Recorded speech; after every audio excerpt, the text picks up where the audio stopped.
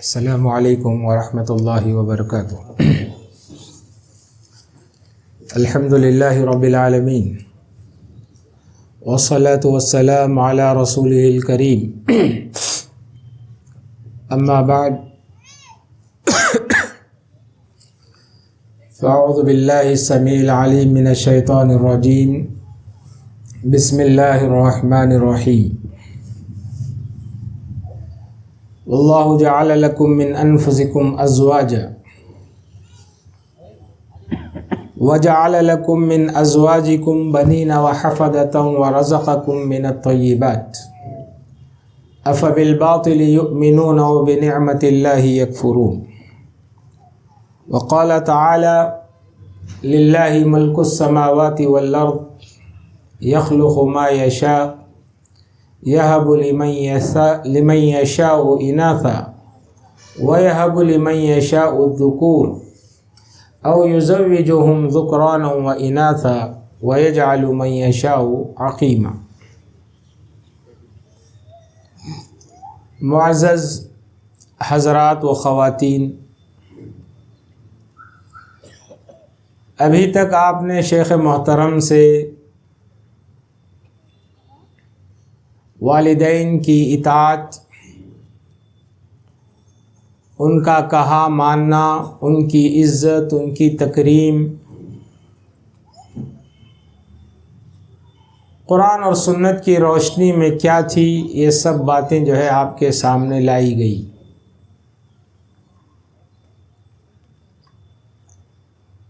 جہاں اسلام ہمیں یہ تعلیم دیتا ہے کہ اولاد اپنے ماں باپ کے ساتھ حسن سلوک کرے، ان کا خیال رکھے، خاص کر جب وہ بڑھاپے کی عمر میں پہنچ جائیں، جب وہ تمہاری خدمت کے محتاج ہو جائیں، تو ان کے ساتھ اپنے پروں کو بچھا دو۔ پر بچھانے کا مطلب یہی ہے کہ ان کو کے ساتھ خوشی اور خوشی سے ملیں، ان سے ملاقات کریں، ان کے سامنے بیٹھیں، ان کی تکلیفیں کیا ہیں اسے معلوم کریں، ان کو حل کرنے کی کوشش کریں۔ یہ ایک چیز ہونا چاہیے۔ تو اسلام جب اولاد کو اپنے والدین کے ساتھ حسن سلوک کی تاکید کرتا ہے تو والدین کو بھی اپنی اولاد کے ساتھ حسن سلوک کی تاکید کرتا ہے۔ ایسا نہیں کہ اسلام ون وے ہے، دونوں طرف جہاں اولاد کو تاکید کیا ہے اپنے والدین کے حقوق کی، وہیں اللہ تبارک و تعالی نے والدین کو اپنی اولاد کے حقوق کے بارے میں بھی تاکید کی ہے۔ اس لیے والدین بھی اپنی اولاد کے حقوق کو ادا کرنے میں کوتاہی نہ کریں، اور خاص طور پر والدین کی جانب سے بڑی کوتاہیاں اولاد کے حقوق میں ہوتی ہیں۔ حضرت عمر رضی اللہ تعالیٰ عنہ کے پاس ایک آدمی آیا، آ کر اپنے بیٹے کی شکایت کی کہ یہ کمبخت جو ہے میری بات ہی مانتا نہیں ہے۔ حضرت عمر رضی اللہ تعالیٰ عنہ نے اس کے بیٹے کو بلا بھیجا۔ ڈانٹتے ہوئے حضرت عمر نے کہا کہ تم جو ہے اپنے باپ کی نافرمانی کرتے ہو، ان کا خیال نہیں رکھتے۔ تو اس نے کہا، اے امیر المومنین، یقیناً بات صحیح ہے، لیکن ماں باپ کے بھی اولاد پر کچھ حقوق ہوتے ہیں۔ آپ میرے باپ سے پوچھئے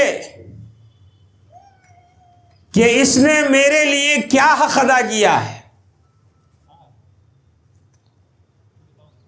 اس نے ایسی عورت سے شادی کیا ہے، دنیا یعنی تھرڈ کلاس عورت بولے نا، تھرڈ کلاس، جسے تعلیم نہیں، علم نہیں، کچھ بھی معلوم نہیں ہے، ایسی عورت سے شادی کیا، اس سے جو ہے میں پیدا ہوا۔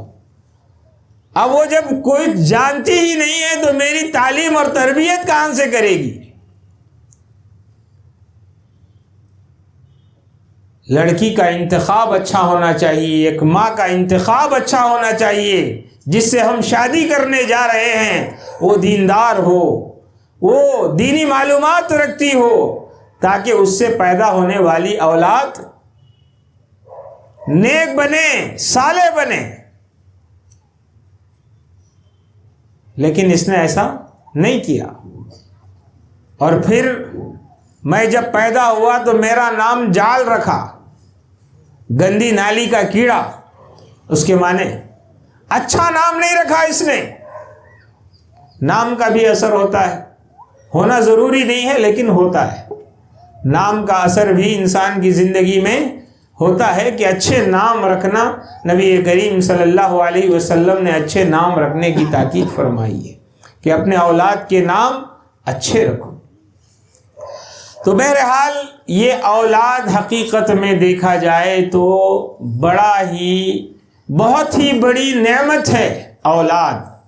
تو والدین کو اپنی اولاد کے بارے میں چوکنا رہنا چاہیے، ان کے حقوق کی ادائیگی میں، ان کی تعلیم میں، ان کی تربیت میں، ان پر خرچ کرنے میں، انہیں کھلانے میں، انہیں پلانے میں، ان کے درمیان عدل و انصاف کرنے میں، ان کو دعائیں دینے میں، خیر کے کاموں میں ان کو آگے بڑھانے میں، یہ ذمہ داری جو ہے والدین کی ہے۔ ان لوگوں سے پوچھو جن کو اولاد نہیں ہے، جن کو اللہ نے اولاد نہیں دی ہے، اولاد کی حقیقت ان سے پوچھو، ان ماں باپ سے پوچھو۔ کتنے ایسے لوگ ہیں جنہیں اللہ تعالیٰ نے انہیں اولاد کی نعمت سے محروم کر رکھا ہے۔ اسی لیے اللہ تعالیٰ نے کہا للہ ملک السماوات والارض یخلق ما یشاء یہب لمن یشاء اناثا ویہب لمن یشاء الذکور او یزوجہم ذکرانا واناثا۔ اللہ تعالیٰ جس کو چاہے بیٹیاں ہی بیٹیاں عطا کیا ہے، جس کو چاہتا ہے بیٹے ہی بیٹے دیا ہے، کسی کو چاہتا ہے تو بیٹیاں بھی دیا ہے، بیٹے بھی دیا ہے، اور کسی کو چاہتا ہے تو بانجھ بنا کر چھوڑ دیتا ہے، کوئی اولاد نہیں ہے۔ تو یہ اولاد جو ہے اللہ تبارک و تعالیٰ کی جانب سے بہت بڑی نعمت ہے، اس کی جو ہے ہم کو قدر کرنی چاہیے۔ اولاد جب ہو تو ان کا اچھا نام رکھنا، اچھی ماں کا انتخاب کرنا، دیندار ہو، جسے اللہ کے نبی صلی اللہ علیہ وسلم نے بتایا کہ شادی کے لیے عورت کا انتخاب کیسا کرنا چاہیے، یہ ساری چیزیں جو ہے ہماری نظر میں ہونی چاہیے۔ اس کے علاوہ بچے جب پیدا ہوتے ہیں تو ان کی تربیت، ان کی بہترین تربیت کرنا، انہیں تعلیم اور تربیت دلانا۔ بہت سارے لوگ جو ہے تعلیم کے باب میں اپنے بچوں کی تعلیم کا بالکل خیال نہیں رکھتے۔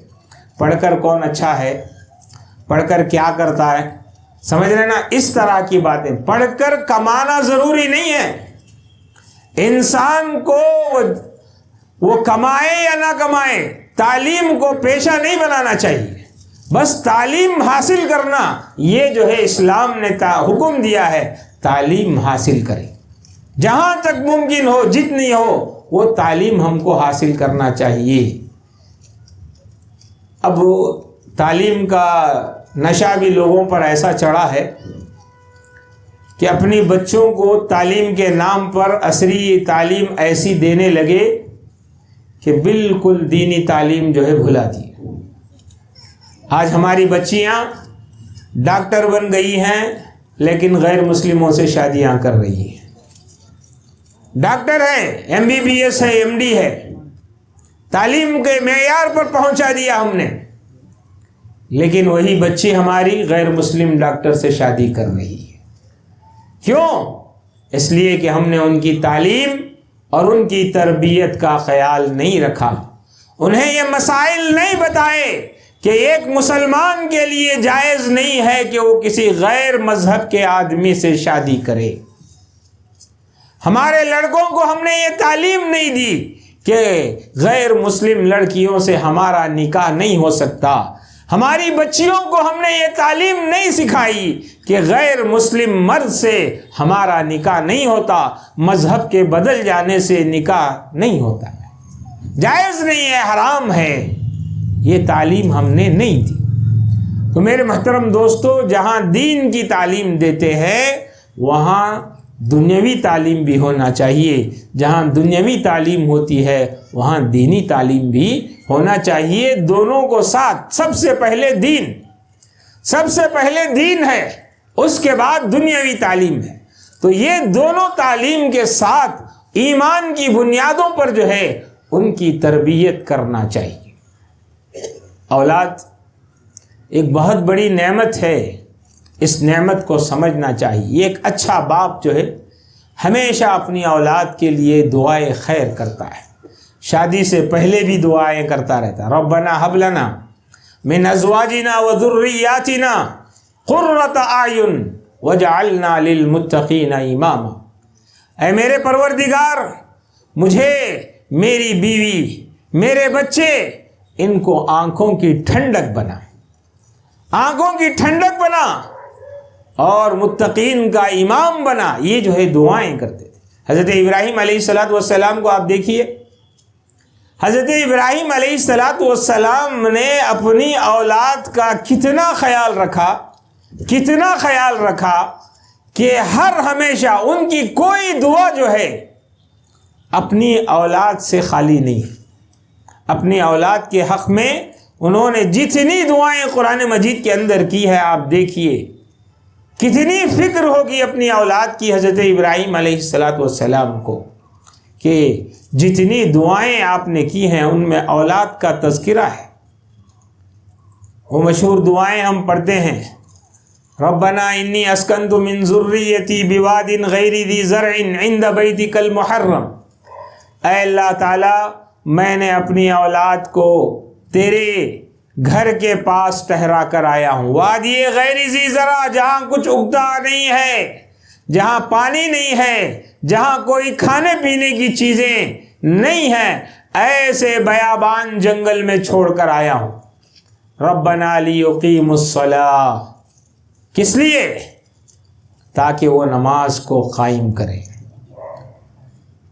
رب اجعلنی مقیم الصلاۃ ومن ذریتی، اے میرے پروردگار، مجھے اور میری اولاد کو نماز کا پابند بنا۔ دعا دیکھیے، کبھی ہم نے کی، ہمارے بچوں کے لیے یہ دعا کی کہ اے اللہ ہمارے بچوں کو نمازی بنا دے۔ رب اجعلنی مقیم الصلاۃ ومن ذریتی ربنا وتقبل دعاء۔ ادھر والدین کا بھی حق نہیں بھولا، ربنا اغفر لی ولوالدی، والدین کے لیے بھی انہوں نے دعا کر دی۔ تو میرے بتانے کا مقصد یہ ہے کہ حضرت ابراہیم علیہ السلام کی دعائیں آپ اٹھا کر دیکھو۔ سورہ بقرہ کے اندر امامت کی ہوئی بات آئی تو وہاں بھی حضرت ابراہیم علیہ السلام نے دعا کی، قال ومن ذریتی قال لا ینال عہد الظالمین۔ اللہ نے کہا کہ میں تمہاری اولاد جو ہے ان میں نبوت کا سلسلہ جاری کروں گا، تمہاری اولاد کو امام بناؤں گا۔ حضرت ابراہیم علیہ السلام کی ایک ایک دعا اللہ تعالیٰ نے کیسے قبول کیا۔ آنے والی ان کی اولاد جو مکہ کے اندر رہتی تھی، مکہ میں آنے والی اولاد کے لیے حضرت ابراہیم نے ان کی اصلاح کے لیے نبی کی دعا کی۔ ان مکہ والوں کی اصلاح کے لیے اللہ کے نبی حضرت ابراہیم نے ایک نبی کی دعا کی، ربنا وابعث فیہم رسولا منہم یتلو علیہم آیاتک ویعلمہم الکتاب والحکمت ویزکیہم۔ اللہ تعالیٰ نے محمد الرسول اللہ صلی اللہ علیہ وسلم کی شکل میں اس مکہ کی سرزمین میں اللہ تعالیٰ نے ایک نبی کو بھیجا۔ تو مطلب یہ ہوا کہ اولاد کے حق میں دعا کرنا۔ انبیاء بہت دعائیں کرتے تھے۔ وزکریا اذ نادى ربه رب لا تذرنی فردا وانت خیر الوارثین۔ زکریا نے دعا کی، اے اللہ مجھے تنہا اکیلا مت چھوڑ، تیرے اس کام کو آگے بڑھانے کے لیے مجھے ایک وارث عطا فرما، ایک اولاد عطا فرما۔ جو تیرے اس دین کے کام کو جو ہے آگے بڑھا سکے۔ عام طور پر جو ہے لڑکوں کی دعا کرنا لوگ مایوس سمجھتے ہے نا، حالانکہ غلط نہیں ہے، پہلے لڑکے ہی مانگنا چاہیے، کیونکہ دین کا کام جس طریقے سے لڑکے ادا کر سکتے ہیں وہ لڑکیاں ادا نہیں کر سکتے۔ اسی لیے انبیاء علیہ السلام ہمیشہ لڑکوں کی دعا کی ہے۔ اس کا یہ مطلب نہیں کہ لڑکیوں کی دعا نہیں کرنا یا لڑکیاں منحوس ہیں، ایسا نہیں ہے۔ ان کا مشن آگے بڑھانے کے لیے، دعوت و تبلیغ کی ذمہ داری ادا کرنے کے لیے لڑکا جس قدر مناسب ہے، لڑکی اس قدر مناسب نہیں ہے۔ اسی لیے حضرت مریم علیہ السلام نے نظر مانی تھی، ربی انی نذرت لک ما فی بطنی محررا فتقبل منی انک انت السمیع العلیم۔ اپنے پیٹ میں جو بچہ ہے اس کے لیے نظر مانی کہ اے اللہ تعالیٰ اگر یہ تو مجھے لڑکا عطا کرے گا تو میں جو ہے بیت المقدس کی خدمت کے لیے اس بچے کو وقف کر دوں گی۔ اس نیت کے ساتھ دین کے کام کو آگے بڑھانے کے لیے مائیں جو ہے دعائیں کرتی تھی اپنے پیٹ میں پلنے والے بچوں کے لیے کہ میں اس بچے کو جو ہے دین کی خدمت میں لگاؤں گی۔ ہماری مائیں یہاں بیٹھی ہیں تو ان کی بھی تمنائیں آرزو یہ ہونا چاہیے کہ میرا بچہ دین کا داعی بنے۔ وہ جذبہ، وہ تڑپ بچپن سے لے کر چلیں گی تو وہ اثرات، تمہاری سوچ، تمہاری فکر، تمہارے نیک خیالات، تمہارے اچھے خیالات اس بچے پر تمہارے پیٹ کے اندر ہی پڑیں گے۔ بچہ کہاں سے سیکھتا ہے معلوم؟ ماں کے پیٹ سے ہی بچے کو اچھے اور برے اخلاق وہاں سے ملتے ہیں۔ ماں کے خیالات دوران حمل اگر اچھے خیالات آتے ہیں تو بچے کو نیک بننے میں وہ بہت ہی مفید ثابت ہوں گے۔ برے خیالات آتے ہیں تو برے خیالات کا اثر بچے کی زندگی کے اندر تمہارے پیٹوں میں ہی ہو جاتا ہے۔ آج سائنس اس بات کو ثابت کر چکی ہے۔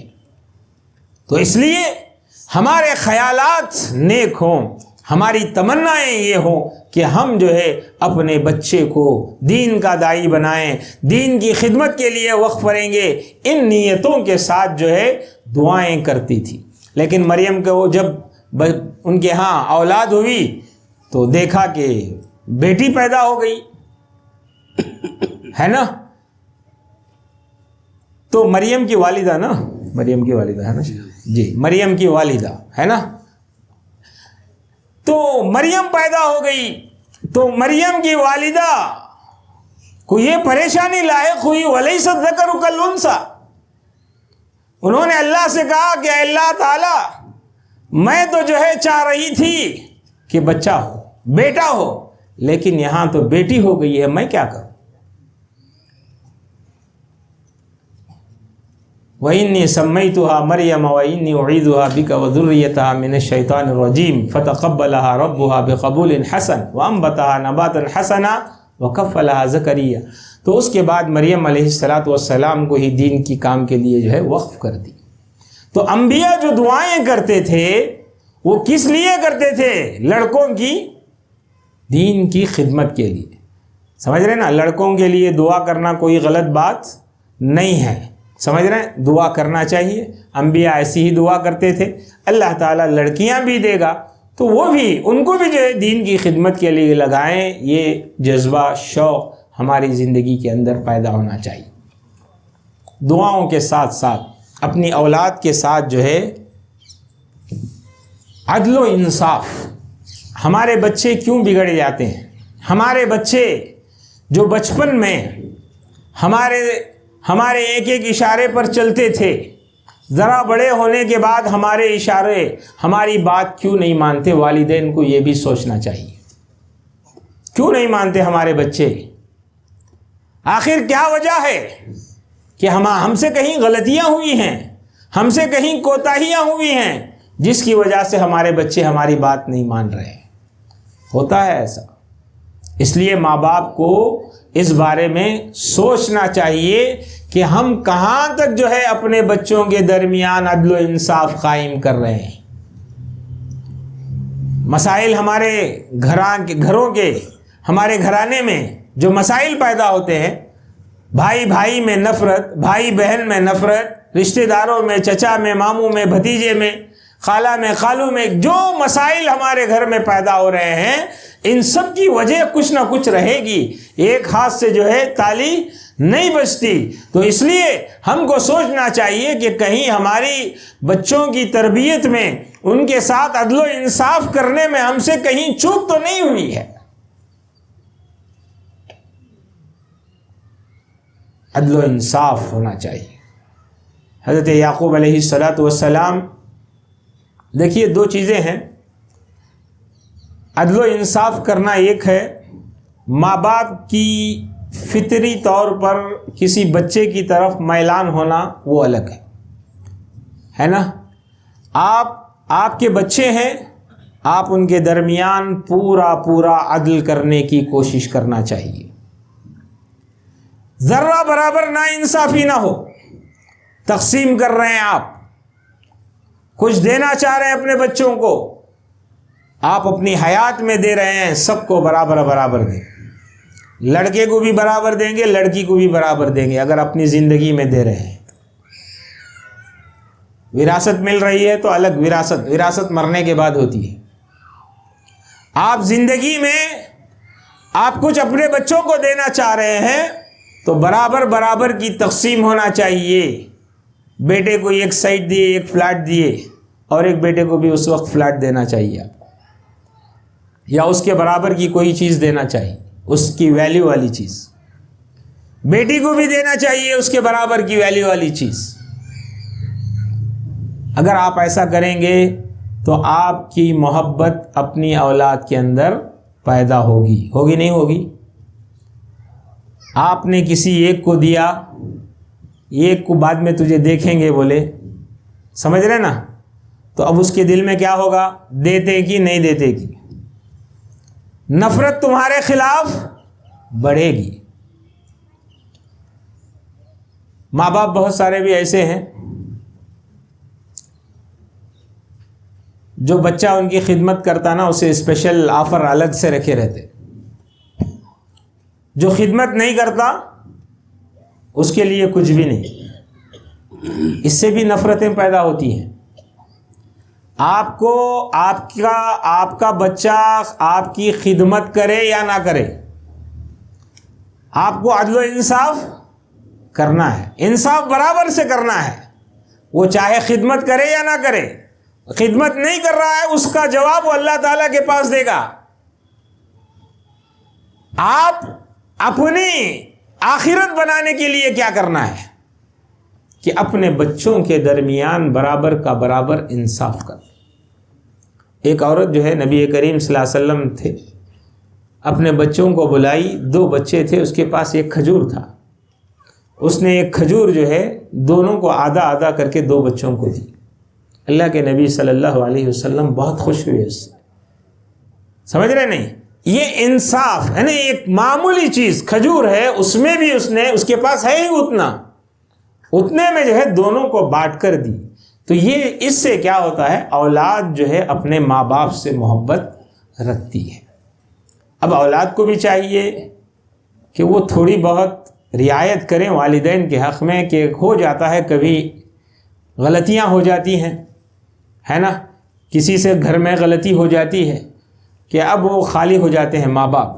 بڑا بھائی ہے، چھوٹا بھائی ہے، یا کوئی گھر کے افراد اپنی جو ہے پراپرٹی کا نقصان کر دیے. تو یہ سارے مسائل کو بھائی بہنیں سمجھ کر ایڈجسٹ کر کے چلنا چاہیے. پورا الزام ماں باپ پر بھی نہیں دینا چاہیے. اور ماں باپ کو بھی چاہیے کہ جہاں تک ممکن ہو سکے وہ حتی المقدور عدل و انصاف کرنے کی اپنی اولاد کے ساتھ کوشش کرے. تو پھر اولاد بھی جو ہے اپنے ماں باپ سے محبت کریں گے، وہ ناچاکیاں ختم ہو جائیں گی. اس طریقے سے اگر ہم چلیں گے اپنے اولاد کے ساتھ تو مسائل آسانی کے ساتھ حل ہوتے چلے جائیں گے. نفرتیں، دشمنیاں، عداوتیں پیدا نہیں ہوں گی. لیکن عام طور پر ایسا نہیں کرتے ہیں، جس کی وجہ سے بہت سارے مسائل جو ہے پیدا ہو جاتے ہیں. ماں باپ کی بات کہاں تک ہم کو ماننا ہے، یہ بات بھی آئی، شیخ نے اس سلسلے میں اشارہ بھی کیا، وَإِن جَاهَدَاكَ عَلَىٰ أَن تُشْرِكَ بِي مَا لَيْسَ لَكَ بِهِ عِلْمٌ۔ ماں باپ کی چلتی ہے تو کہاں تک ماں باپ چلا سکتے ہیں؟ اولاد پر ان کی چلتی ہے، وہ جو بولیں گے اولاد سننا پڑے گا اسے، لیکن اس کی بھی شریعت نے حدیں مقرر کی ہیں۔ ایسا نہیں کہ ماں باپ جو ہے جو بھی بولیں وہ اولاد کرنا ان کے لیے واجب نہیں ہے۔ لا طاعت لمخلوق فی معصیۃ الخالق۔ اگر اولاد یہ کہیں کہ ماں باپ یہ کہیں اولاد کو کہ جو ہے تم شرک کرو، تو شرک نہیں کریں گے۔ کریں گے کیا؟ نہیں کریں گے۔ کیوں؟ اللہ کی نافرمانی میں حکم دے رہے ہیں ماں باپ، اللہ کی نافرمانی کا حکم اگر دے رہے ہیں تو ایسی صورت میں ماں باپ کی اطاعت نہیں ہوگی۔ تو ایسا ہر وہ کام جس میں ماں باپ اگر ہمیں یہ حکم دیتے ہیں جو اللہ کی نافرمانی کا سبب بنتا ہے، وہاں ماں باپ کی اطاعت نہیں مانی جائے۔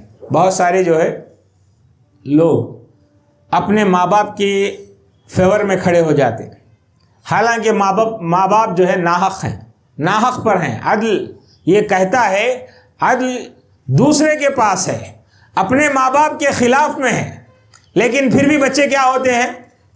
ماں باپ ہے نا اس لیے کھڑے ہو جاتے ہیں، نہیں جی وہ صحیح ہے، ہمارے ہمارے باپ جو بول رہے ہیں وہ صحیح ہے، ہمارے ماں جو بول رہی ہے وہ صحیح ہے۔ نہیں، ایسی صورت میں ماں باپ کی تائید نہیں ہوگی، وہاں تمہارے دشمن کی تائید ہوگی، وہ تمہارا دشمن ہے، لیکن اگر حق اس کی طرف ہے تو ہم اپنے ماں باپ سے ہٹ کر اس کی تائید کریں گے۔ یا ایھا الذین آمنوا کونوا قوامین بالقسط شہداء للہ ولو علی انفسکم او الوالدین والاقربین۔ اللہ نے کہا کہ عدل و انصاف کو قائم کرو اے ایمان والو، چاہے وہ عدل تمہارے نفس کے خلاف کیوں نہ ہو، وہ عدل تمہارے والدین کے خلاف کیوں نہ ہو، تمہارے قریبی رشتہ داروں کے خلاف کیوں نہ ہو۔ حق اگر سامنے والے کے پاس ہے، تمہارے ماں باپ حق پر نہیں ہیں، تو ایسی صورت میں مدد تائید جو ہے سامنے والے کی کرنا ہے، اپنے ماں باپ کی نہیں کرنا ہے۔ تو یہ ماں باپ کی نافرمانی میں نہیں آئے گا۔ یہ سب کام جو ہیں اللہ تعالیٰ کی نافرمانی کا اگر کسی بھی طرح کا حکم ہمارے ماں باپ ہمیں دے رہے ہیں تو ایسی صورت میں بھی ہم والدین کی اطاعت نہیں کریں گے۔ تو ماں باپ کو بھی چاہیے کہ ہم اپنی اولاد پر اتنا ہی چلائیں جتنا ہمارا حق بنتا ہے۔ تو ماں باپ کی یہ ذمہ داری ہے کہ وہ اپنے اولاد کی صحیح تربیت کریں، انہیں حقوق بتائیں، ماں باپ کے حق کیا ہیں، اولاد کے حق کیا ہیں، ان سب کے یہ حقوق بتانے کے بعد جو ہے معاشرے اور سماج میں انشاءاللہ ایک اصلاح جو ہے پیدا ہوگی، اور ہم معاشرے کے اندر ہمارے گھریلو جو معاملات ہیں یہ سب انشاءاللہ بڑی آسانی کے ساتھ سلجھ جائیں گے۔ اللہ تبارک و تعالیٰ سے دعا ہے کہ اللہ تبارک و تعالیٰ ہمیں اپنے گھر کی اصلاح کرتے ہوئے اپنے والدین کے حقوق کو پہچاننے کی توفیق عطا فرمائے، اور والدین کو اپنے اولاد کے حقوق کو جان کر برابر ان کے ساتھ عدل و انصاف کرنے کی اللہ ہم سب کو جو ہے توفیق عطا فرمائے۔ آمین۔ وآخر دعوانا ان الحمد للہ رب العالمین۔